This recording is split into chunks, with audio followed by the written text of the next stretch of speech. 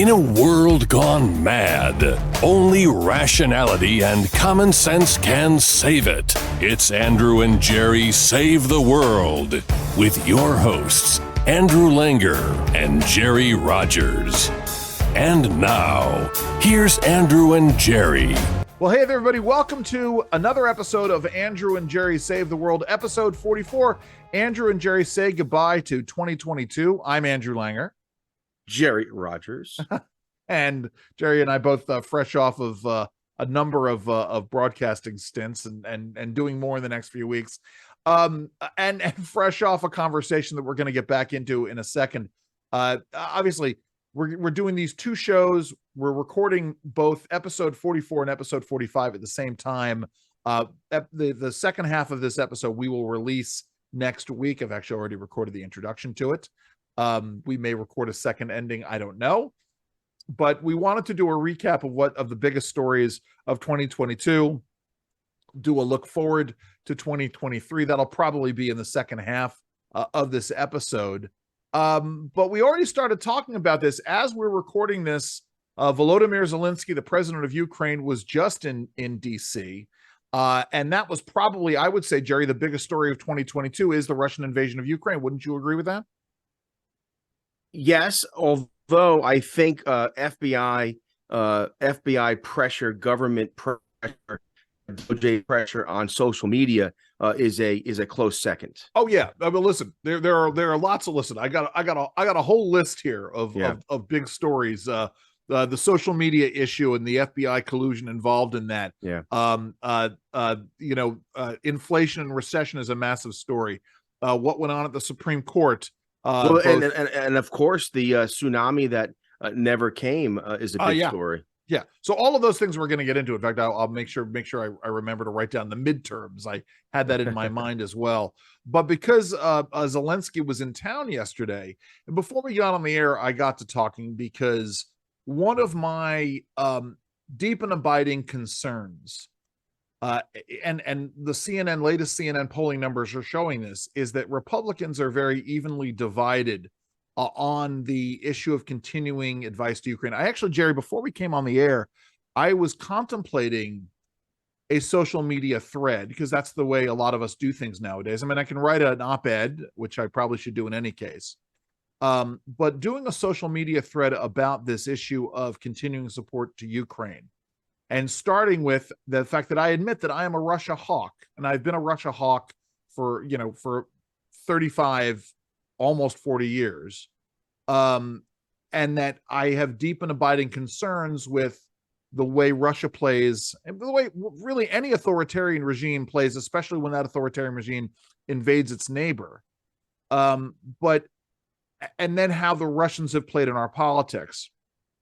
So I get troubled, and Jerry will say this, and he's going to say this.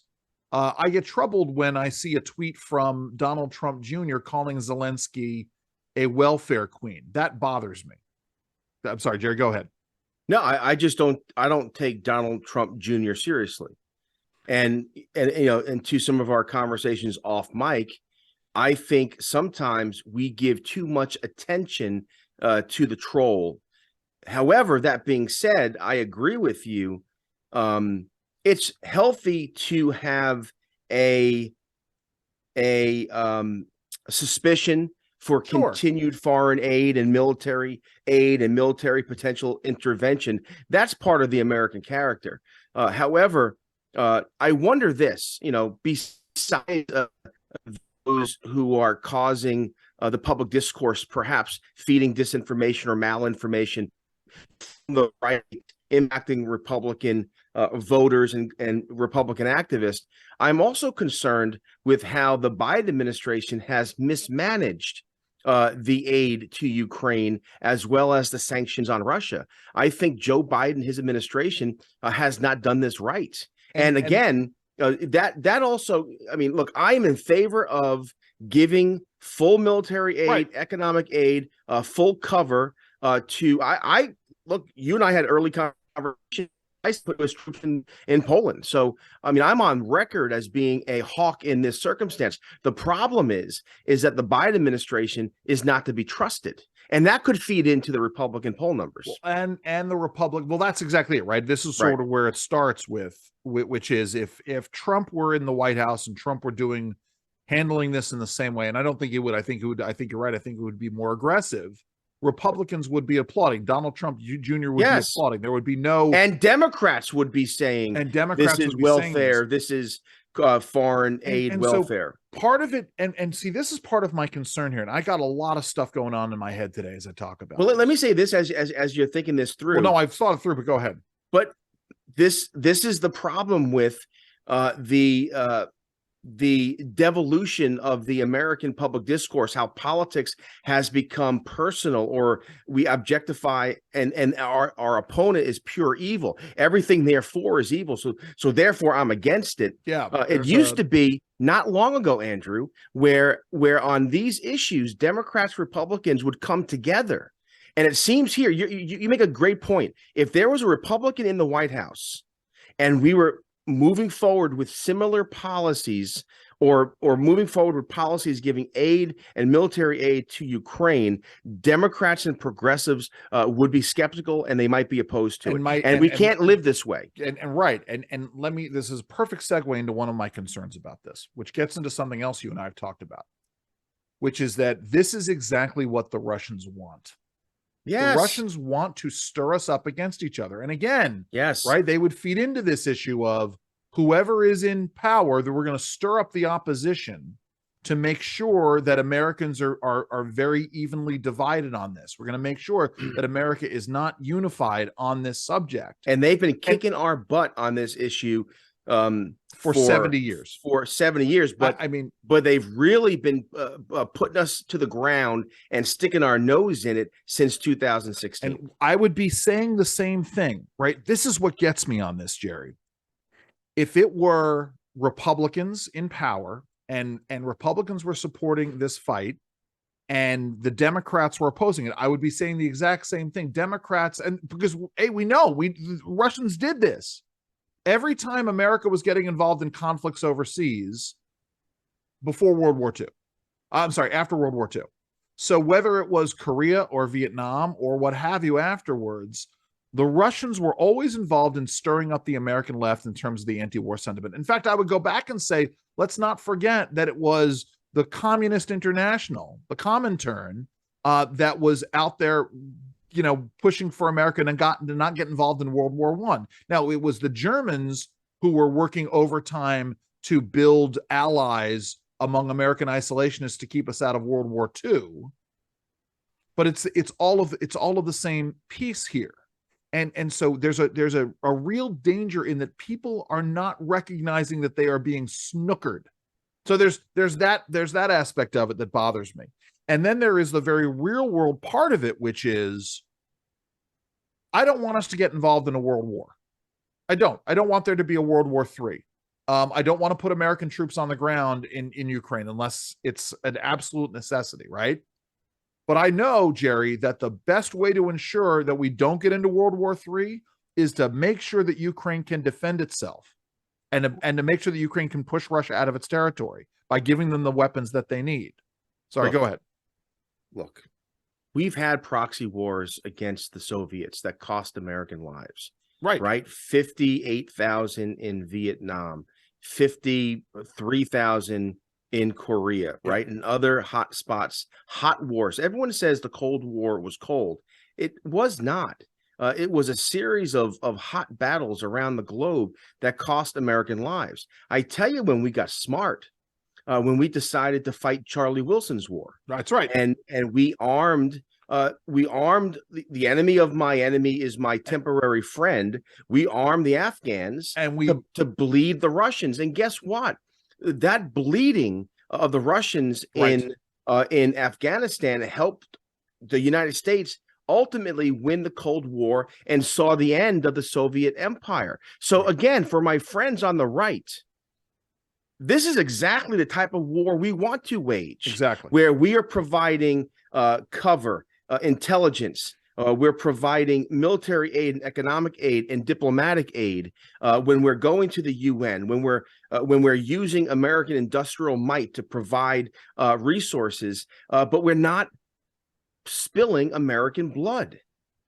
That is exactly the problem correct. is, again, the problem with this Ukraine-Russian fight now, frankly, again, is the incompetence and the distrust of the Biden administration. Joe Biden is the problem because he can't be trusted. Is he compromised?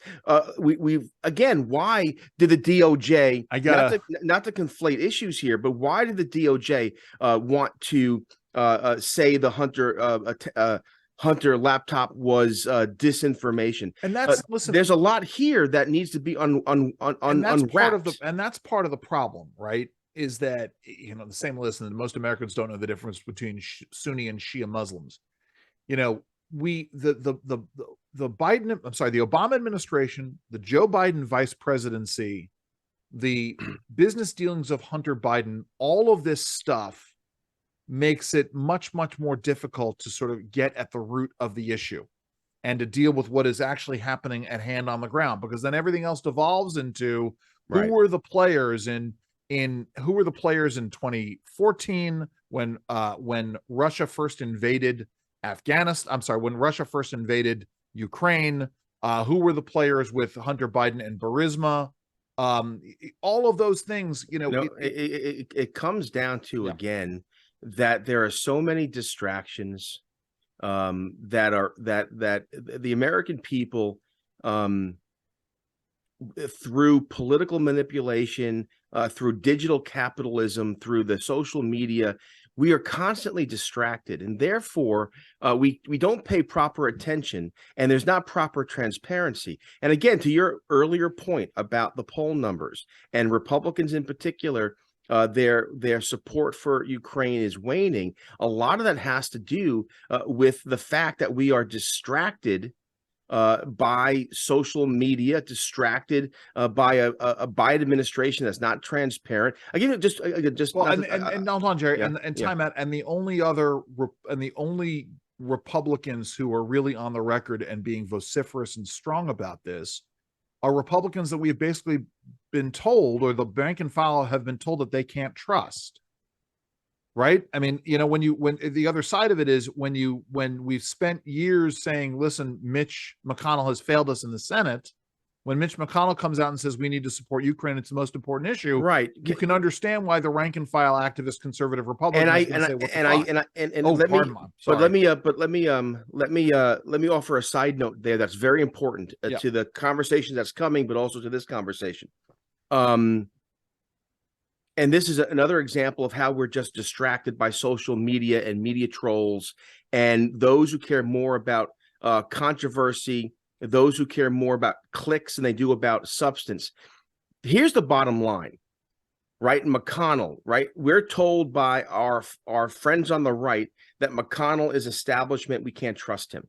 Never mind the fact that he held his ground on the Supreme Court. And the reason why we have a court now steeped in constitutionalism, steeped in originalism, or variations of originalism, is because of Mitch McConnell. Mitch McConnell saved the Supreme Court, but yet we're told we can't trust him. And again, I'm no big fan of McConnell, but let me say this: this omnibus, it connects to Ukraine. Sure. This omnibus, the reason why we're going to get this, what the Wall Street Journal called the most terrible omnibus in history. What Reason Magazine rightly said, why is this thing nearly 2 trillion, 4,100 pages with 2,000 additional pages of notes? Why? Why do we need this? I tell you why. Because Republican backbenchers and conservative and far rightists in the House have caused this. The same people who are complaining and trolling about Ukraine are the same people telling us that McCarthy shouldn't be speaker. And that's why we have 5 holdouts. And the reason why the omnibus is the way it is because Republicans in the Senate today don't trust that the House majority in January will hold it together to make a better deal. So again, the same the same. I'm calling them trolls as a pejorative. I understand that they're more serious than trolls. I get that, but I'm using it as a pejorative.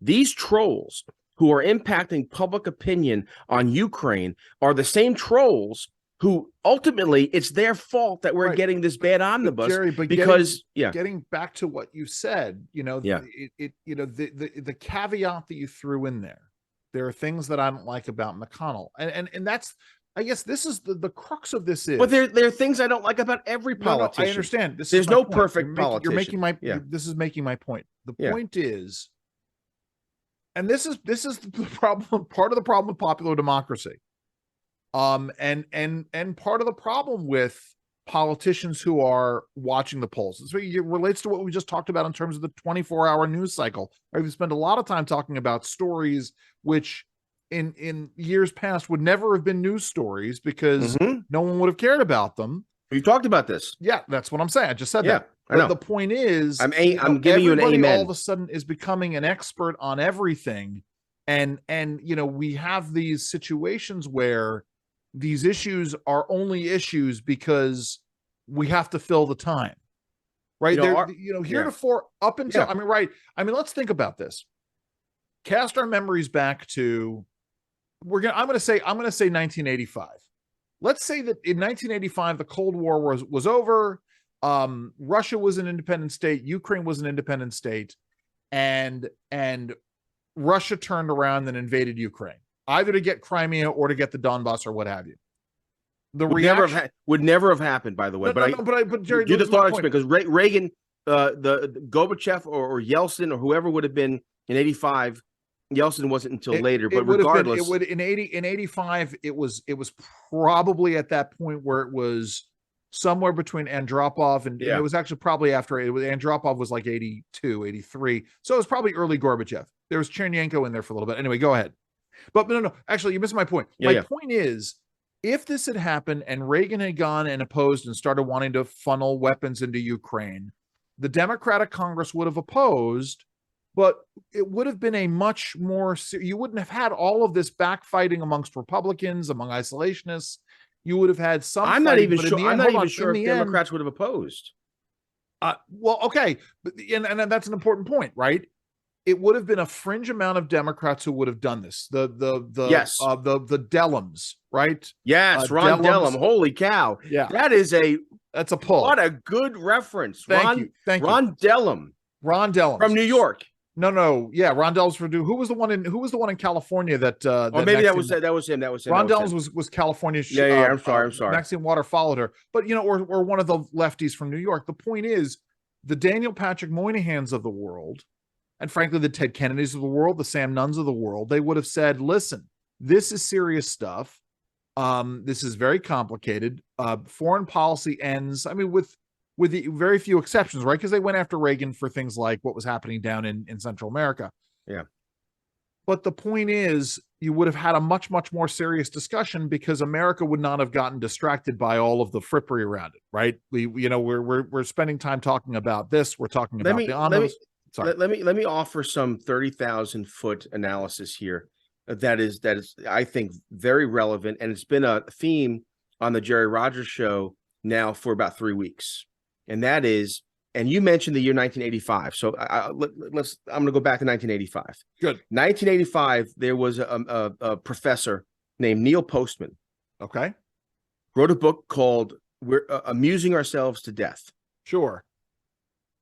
And in the book, he said two things. He said many things, but two main points. Number one, that politics would devolve into celebrity. Yes. That we wouldn't have statesmen, but we would have celebrity wannabes, TV stars. Again, this is before no one could even think of Twitter and social media. Yeah. But think about today, and politics really is all about Twitter and social media and being celebrity on AOC, Marjorie Taylor Greene, others. Wes Moore is the right. Kardashian. We had the leading edge back then. We had Jerry Brown dating Linda Ronstadt. Right. And then the second thing he said was in the future that the idea of truth, the idea of discipleship, of being serious about religion or faith, that would go by the wayside. people would define their own truth. People would define their own religion. They would create truth after themselves. Sure. Think about now 2022, exactly where we are. I'm telling you this, and go back, Andrew, to Huxley's Brave New World. Yeah. What did he, what was the point of that book written in 1936? That it was the dictatorship of distraction, the tyranny of distraction, right. That sex, entertainment, and busyness would lead to our liberties being stripped from us. And fast forward 2022. Woody Allen's Sleeper, Jerry. Right. Yeah. So the point is that that's the world we're living in.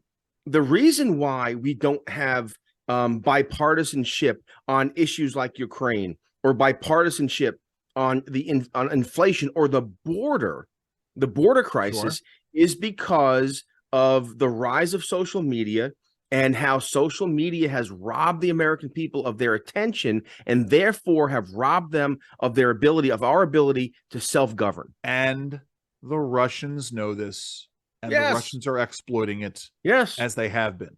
The Russians yes, don't care who is in power in the United States, so long as they can keep Americans divided and turned against each other. By the way, to answer your question, I was right. So Andropov died in 1984. Chernyenko was in from 1984 to 1985. Then he died. And then Gorbachev became the leader of the Soviet Union in late 1985. Right. It was like one of these things. The Russians couldn't catch a break after Brezhnev died. Yeah. And there's a really great Tim Kazurinsky thing. Again, talking about SNL and when SNL was great. Tim Kazurinsky did a whole thing about the New York Post headlines. And the headline when Yuri Andropov died, it said Andropov dead. And Tim Kazurinsky went through this whole thing about how disappointed he was, with because the Washington, I'm sorry, did I say the Washington Post? The New York Post. The New York Post was always famous for its outrageous headlines. Headless bar and headless body man and topless bar. So he said, what about Buddy Yuri in a hoodie, or Andropoof? Or it was a whole thing. It was a really great weekend update thing. He was a good guy on SNL, but someone who, outside of you just mentioning him, I haven't heard him mentioned in anywhere.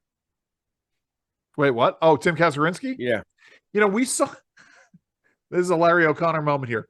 We saw him on Broadway in a show called, oh, good Lord, what was the name of the show? It was a really great. It was with Jim Parsons from The Big Bang Theory. It was essentially about what? Yeah, recently? This is it's like 3 or 4 years ago. It was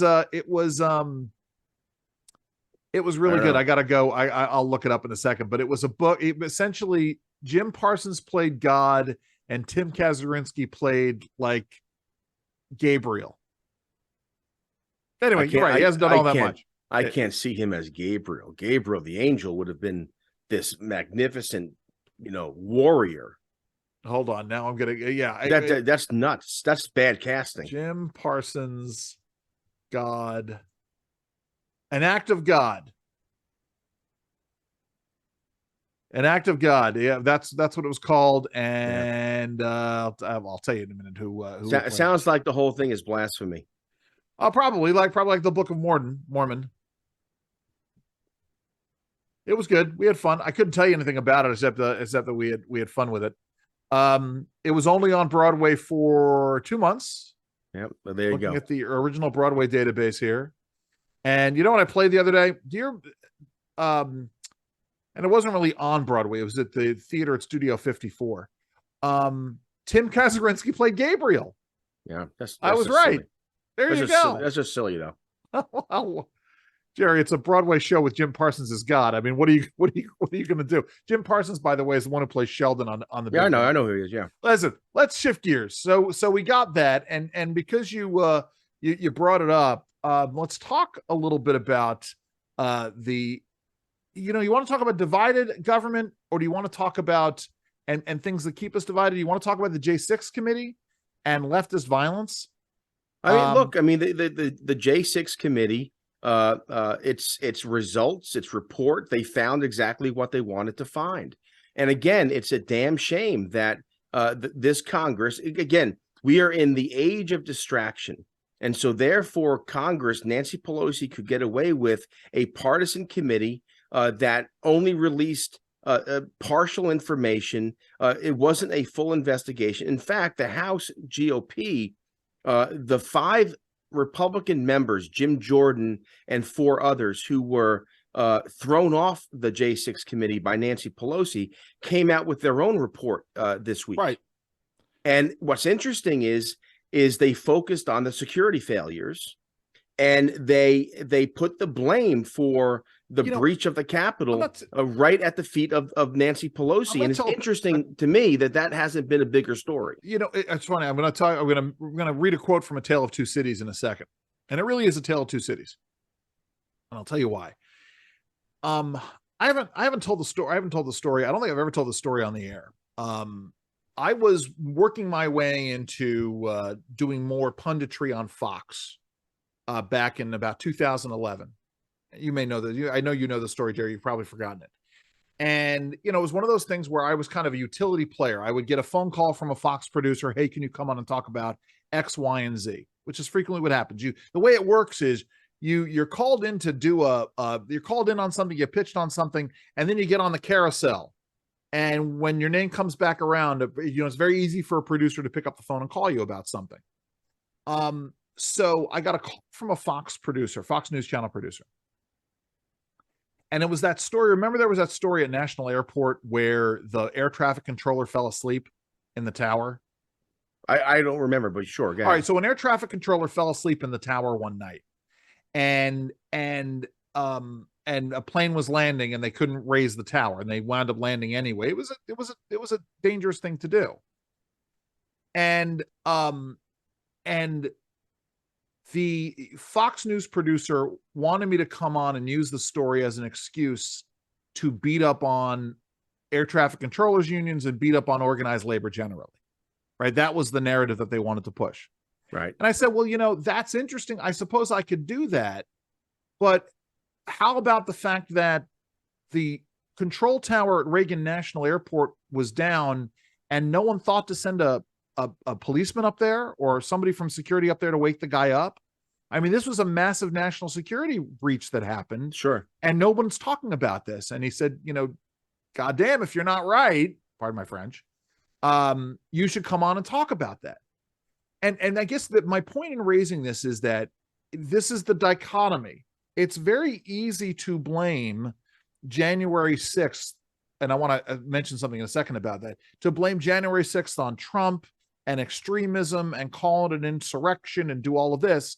It's something else entirely to go down and look at the failures of security and the failures of leadership in security on Capitol Hill itself.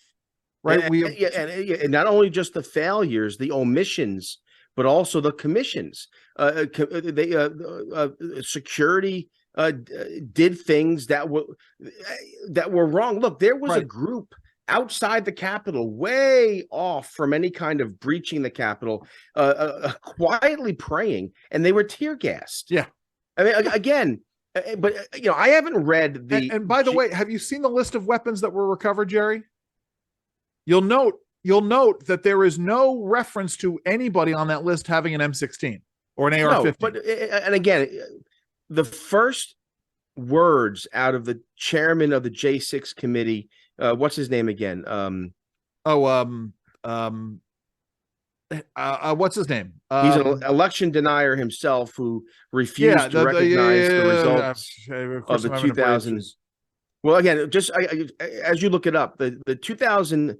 The chairman of the J6 committee, Benny Thompson. Of course, it was Benny Thompson. Benny Thompson denied that Donald Trump was the legitimate president elected in 2016. Yet he's the chairman of a committee that is looking into denying an election. But my point is this: the first words out of his mouth, the first words when he introduced the report were an armed mob to the Capitol. Right. That's a lie. Right. So why should we believe anything after those words? Why should we believe anything the committee presents when in introducing it, they frame it in a lie? Yes. An armed mob. What do you think of an armed mob? You think of knives, pitchforks, guns, machetes, sticks, bats, and there was none of that. I'm picturing anybody in Escape from New York in 1979 or 1980, right. But the point is, it wasn't an armed mob. Right. And here's the bottom line. You make a brilliant point that no one's made, and that is, if the proper security measures had held, it never happens. Right. It's almost as if Nancy Pelosi, who, by the way, had a film crew there. How did that happen? How was it that on January 6th there was a film crew there recording for a documentary on Nancy Pelosi?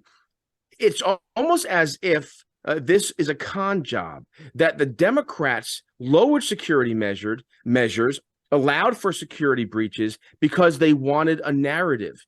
And again, don't say that's outlandish. Don't say that's conspiracy, because the Democrats, the media, the left, the progressives, Hollywood, you name it, they rely upon narrative. That's how they govern us. Again, back to my original premise. We are distracted. We social media, these devices have our attention. We're not paying proper attention, and so therefore we are ruled by false narratives or half-truth narratives. And don't tell me it's not possible that these security breaches were purposeful. Well, and to pull it back, right, to toss another issue in here, right? We shut down oil and gas leasing. We put out there that we are going to make sure that we no longer have drilling on public lands. We create regulations and guidance documents for an ESG policy that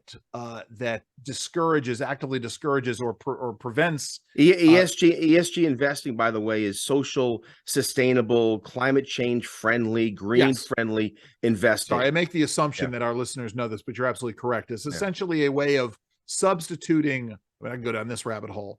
Actually, I'm going to go down this rabbit hole for a second. Years ago, when Martin O'Malley was governor of Maryland was doing badly by every objective metric in terms of its economy. It was just stifled and stymied. So he created what he called the general progress indicator. Instead of gross state product, it was a bunch of subjective metrics by which the state's social health was going to be measured. ESG is the same thing. It creates a bunch of subjective measurements to promote an agenda at the behest of, or at the expense of, I should say, legitimate investing, so that investments achieve a profit. Which the bottom line is, it puts your retirement future, your kids' education future in jeopardy. But there's that aspect of it. But my point is, it also means that the folks who are doing the petroleum prospecting around the country cannot get financing for their efforts. And if you can't get financing for your exploration drilling, then then drilling can't occur. You don't. But it goes to. But hold on, Jerry. Hold on. Let me finish my point. My point is, you would create all of these problems to drive up the price of gasoline, in addition to everything else they're doing in terms of inflation. And then when you artificially flood the market with gas that you're going to have to repay down the road by dangerously drawing down the Strategic Petroleum Reserve, you then question why you're not getting greater credit for bringing down the price of gas, or you try to distract people through the price of bringing down gas. Go ahead, Jerry. No, I want to quote Dickens in a second. I think we need to drive home this point, because we're not going to see.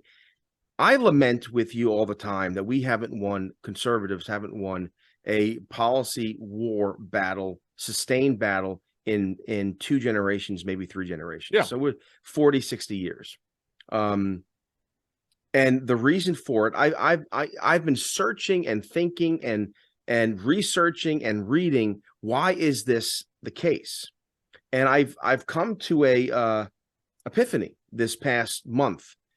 It's because of this tyranny of distraction, because it's what Brave New World, its premise.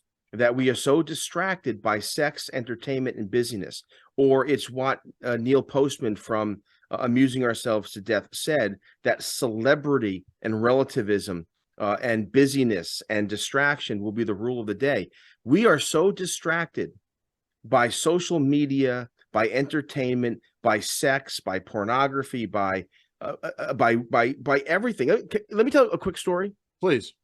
All right, so I told this on the air yesterday, but I'll tell it real quick right now. So I forgive listeners who heard this already, but mid 1950s, the Montgomery bus boycott, Rosa Parks. Folks are surprised to hear that bus boycott went on for 380 plus days. It was a long boycott. And ultimately, the bus companies and the local government never saw the light, never saw the truth. It was a court. The court intervened there, and that's how it was finally resolved. But during the middle of this, Reverend Dr. Martin Luther King Jr. Was under death threats, and his family was threatened, and violence, death, and they were losing. They were losing the boycott battle. And they were losing on many fronts. In the 1950s, civil rights movement, we didn't know if it would succeed or not, mostly because of rogue law enforcement and because of institutional racism and because of Jim Crow and all the rest of it. So anyway, he wakes up one morning. He wakes up in the middle of the night, can't sleep, and he goes into his kitchen. He makes himself a cup of coffee. It's Dr. King. And he prays. Later on, he wrote this story in a sermon. That's why we know it. And he says in his sermon that back in 1956, whatever date it was, he wanted to give up. He told God, he said, I'm done. I'm tired. I can't do this. I'm going to give up. I'm done. And he said he heard a small, quiet voice within him say, no, don't give up. Stand for righteousness, stand for justice, stand for peace, and I will stand with you. I will with you. And so that gave him the courage to move forward. And of course, we know the history. My point is this. What if Dr. King, instead of having that quiet cup of coffee, put his TV set on to see another fake news story? Or what if he picked up his phone and got another threat text? My point is, we don't have these quiet moments, literally and figuratively, where we can make big decisions. That's the problem with our politics. That's the problem with our public discourse. We're so distracted, and that's what the left depends on, our distraction. Well, and because they can attack, Western culture on a whole host of fronts, right? And then you've got the media, right? It's the two cycle, which is, the media has its 24-second news cycle, but on the other hand, they're also demanding immediate reaction from leaders, no ability to contemplate. And if they're wrong about their immediate reaction, they're held to it, and they're never allowed to readdress it down the road. They have to double down on it. In very rare cases are they forgiven. I want to read this, Jerry. I was reminded of this. It goes along with the adage that never before in the history of the entire span of mankind, right, have we had access to every piece of information we'd ever want to have at a second's notice, right? My phone's over here acting as a clock. So, but Jerry, hold up your phone. So Jerry has his phone, right? And on that, he can access the entire span of human knowledge in an instant. And yet never have we been dumber as a collective society. And so I'm reminded of this quote from Dickens in A Tale of Two Cities. It was the best of times. It was the worst of times. It was the age of wisdom. It was the age of foolishness. It was the epoch of belief. It was the epoch of incredulity. It was the season of light. It was the season of darkness. It was the spring of hope. It was the winter of despair. So from awesome. All of us to all of you, Jerry, we wish you Merry Christmas and the happiest of New Years. Jerry, Happy Christmas and Merry New Year. And Merry New Year. Merry Crimble, as John Lennon would say. Jerry, what do you want people to do? Oh, find the truth. Plant your feet. Stand firm. God bless you all. Have a great Christmas. Have a great New Year. And please stay safe. And Jerry and I will see you in 2023.